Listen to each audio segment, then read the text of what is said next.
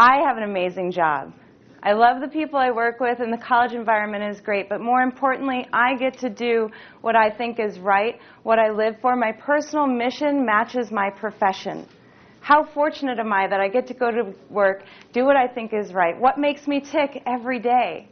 I consider myself very fortunate, but of course it's been kind of a long journey, winding road, if you will, asking questions, sometimes getting answers, but all the time followed by more questions. I guess it all started when I was about 4 years old. My folks moved me and my two sisters from Pennsylvania to Southwest Florida, a small town called Punta Gorda on the Gulf Coast of Mexico.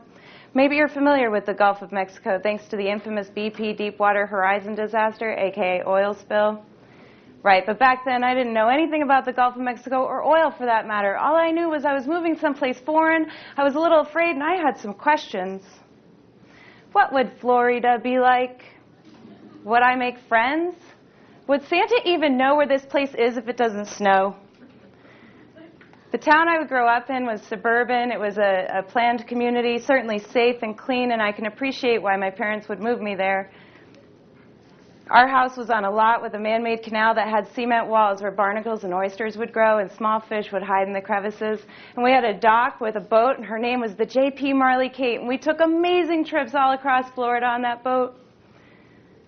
One summer I would spend a lot of time on the dock trying to catch minnows and small fish for an abandoned blue heron chick that we found walking home from school one day. My sister and I found Harry in the thick of palms. Now, blue herons are kind of funny birds with their long legs and necks and pointed beaks and sideways glances. But as adolescents, they're even funnier, kind of lanky and clumsy, unable yet to hone their latent grace.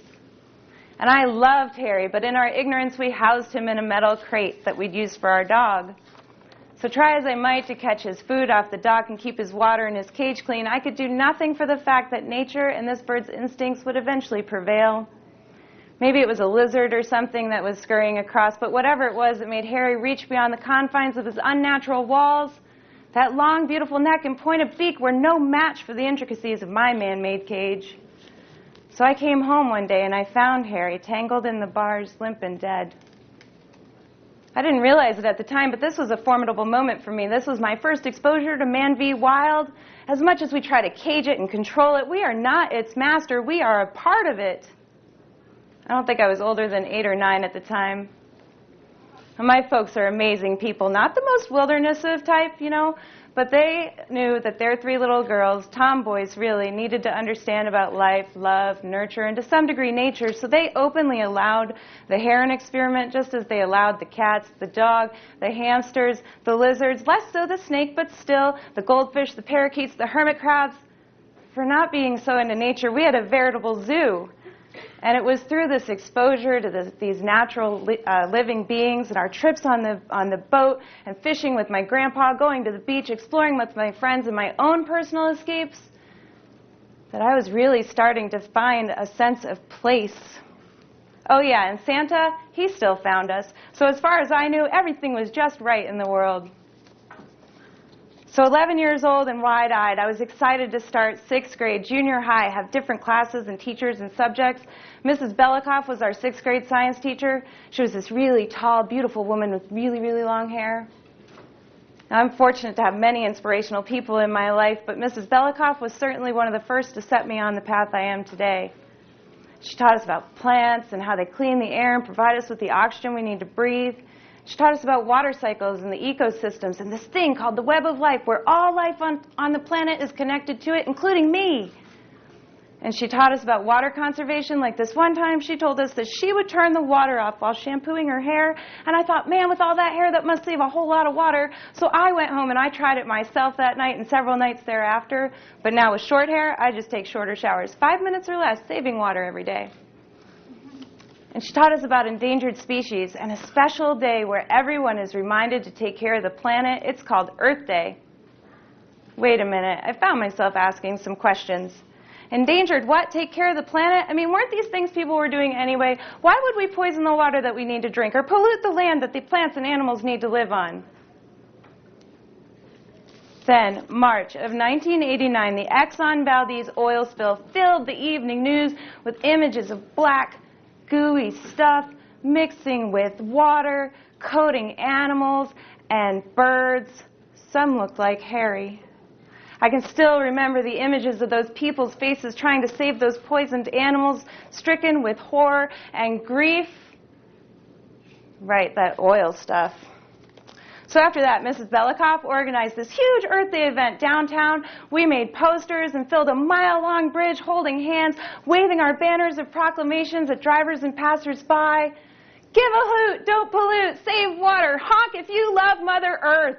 It was so exciting to feel like I was a part of something that was going to make a positive change. It was the first of many that I'd find myself jumping up and down, trying to get the attention of the world, to a call to action, to a question really, won't you help me save the planet? Of course, in my 11 years of infinite wisdom, I wasn't quite as sure how I am today, how we could continue to live fun and fruitful lives while being mindful of the planet's resources and the other people living here too. It was around this time that I started to learn about social justice issues too. I would beg my parents to stay up with them and watch the evening news. I know that sounds crazy, but really I just wanted to stay up past my bedtime and hang out with them too. But watching the evening news, I learned about things like famine and drought and poverty and illness. Like I learned about the Ray brothers who in 1987 lived in a town really close to mine. 3 little boys, the oldest one born the same year as me. Only these boys were sick. They were hemophiliacs and they had HIV because of blood transfusions. We didn't know much about AIDS back then. A lot of people lived in fear of it, some to the extreme, thinking anybody with the disease shouldn't be allowed to come in contact with the general public. And in this town, those boys and their parents were exiled. They weren't allowed to go to school. People feared them. They'd hurry away at the sight of them. Some people threatened them. Eventually, this town became so gripped with panic and fear, someone burnt the Ray brothers' home down. And I remember thinking, man, that's so unfair to treat them this way. Just because we feared them, we didn't understand them. They were sick. They were less fortunate. And I would ask my parents, don't they deserve the right to go to school and have a safe place to live and play like me? Jumping up and down, I would ask them, please, why can't everyone be treated fairly? Why do some people have food and others don't? Why are there poor people? Why are people sick? While I understand that the Ray brothers' tragedy was not because of some kind of chemical pollution in the world, I get that, but they were victims of social injustices, and these communities that are gripped with inequalities, the haves, the have-nots, they tend to allow this kind of social pollution, this fear, this hatred, this NIMBYism to pervade. NIMBY, of course, stands for not in my backyard. So again, a formidable moment for me, but this time instilling in me a sense of community and awareness of social injustices and my desire to seek out equity and fairness. But it would still be a while for me to figure out how this could be a career focus or a life mission for that matter. I mean, heck, I was still just a kid, and I had plenty of questions. So at age 17, I graduated high school, and I moved away from home with my older sister. We moved to Gainesville. I wasn't quite sure what I wanted to do yet, so I enrolled in the community college there.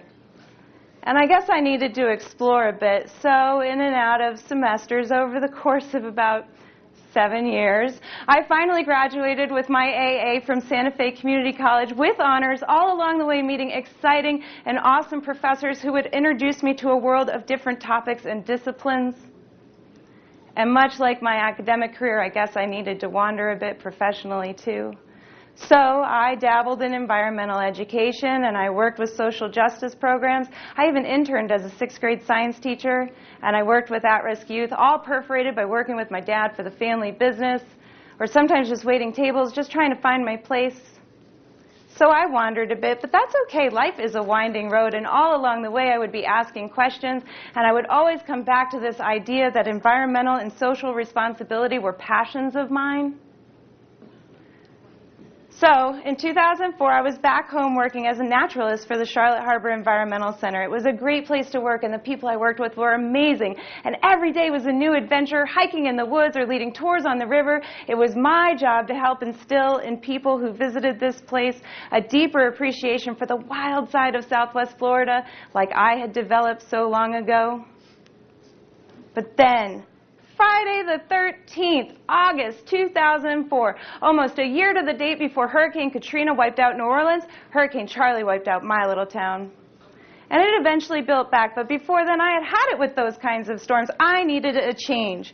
So I enrolled in an academic program, and almost a year to that date, August 2005, I graduated with my bachelor's degree, and I was ready, packed up a moving truck, put my 2 dogs, my cat, and my turtle in it, off to the Windy City. Chicago, here I come. What the hell? Let's try blizzards. Right, so I didn't have a job, but I did have a place to live, and my best friends lived here, and I figured everything was going to be all right. And eventually it was. I found a job that got me introduced to the green scene in Chicago, and I started to learn a lot. I was learning more about climate change, like the fact that the scientific community has been warning about it since the 1950s, for real. And I learned about social issues, like this thing called food deserts in the city. And I learned about a new concept, new to me anyway, called sustainability. First coined in a document in 1987, the document is commonly called the Brundtland Commission. These people writing the document were trying to address some of the world's most pressing issues. And they started to understand that the environment and development are linked to political and societal goals and economic progress. They said that in order to solve the world's most pressing issues was going to take this new framework, a framework of sustainable development. And they define sustainable development as that development that meets the needs of today without compromising the ability of future generations to meet their own needs. And it further defined needs as those in their social, environmental, and economic resources.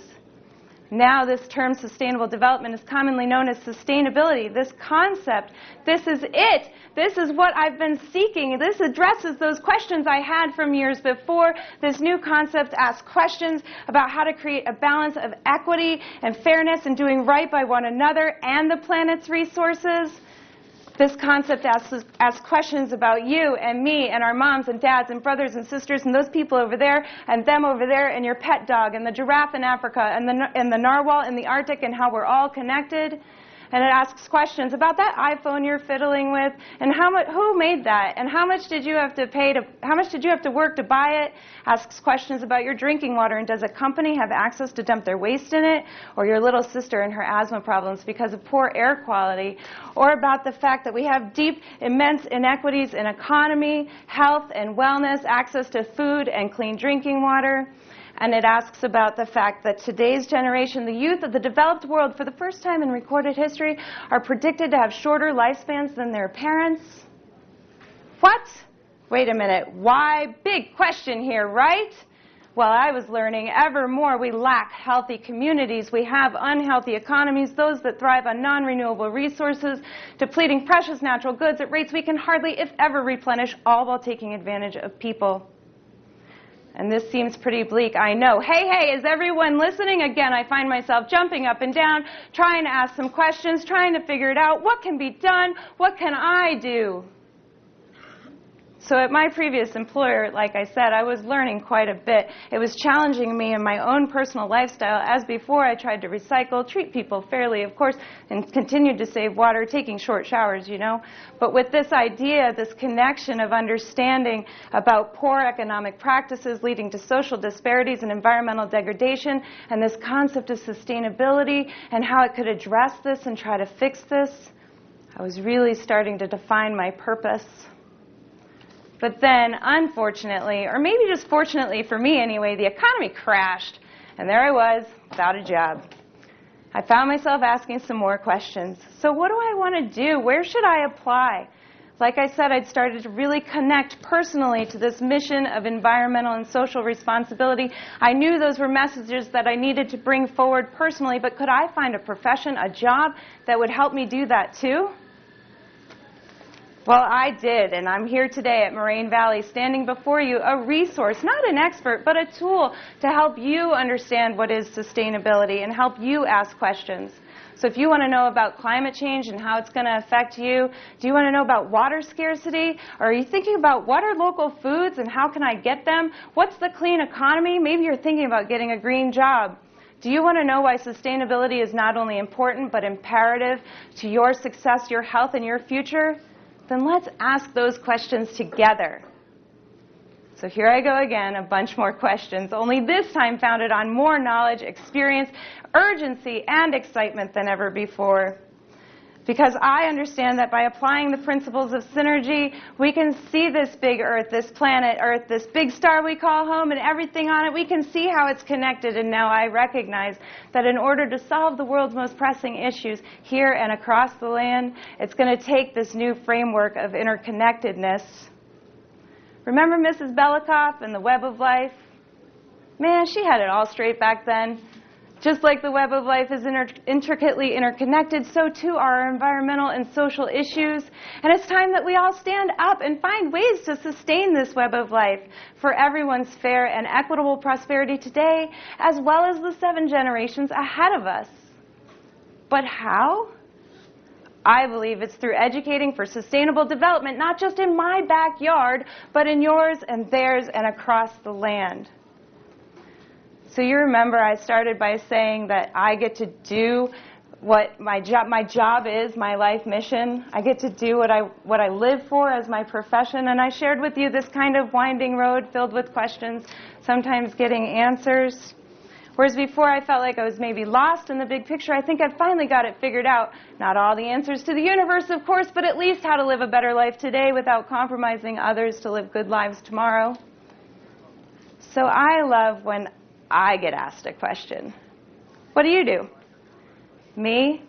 Well, I live my life walking a very special walk, and I work tirelessly talking a very important talk, sustainability, so that I can illustrate the necessary connections to create a balance between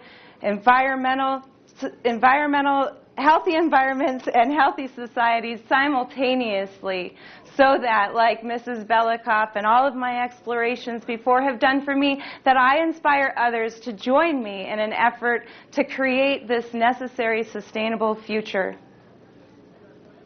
So in my journey of asking questions, I have learned quite a lot. Sometimes I don't think it's enough. Other times it's overwhelmingly exciting. All along the way I've met fabulous people working on this huge topic of sustainability, and the journey is always much more fun and fruitful when others come along. So today, as I close and I look down the path of sustainability, I only have one more but very important question. Will you join me? Thank you.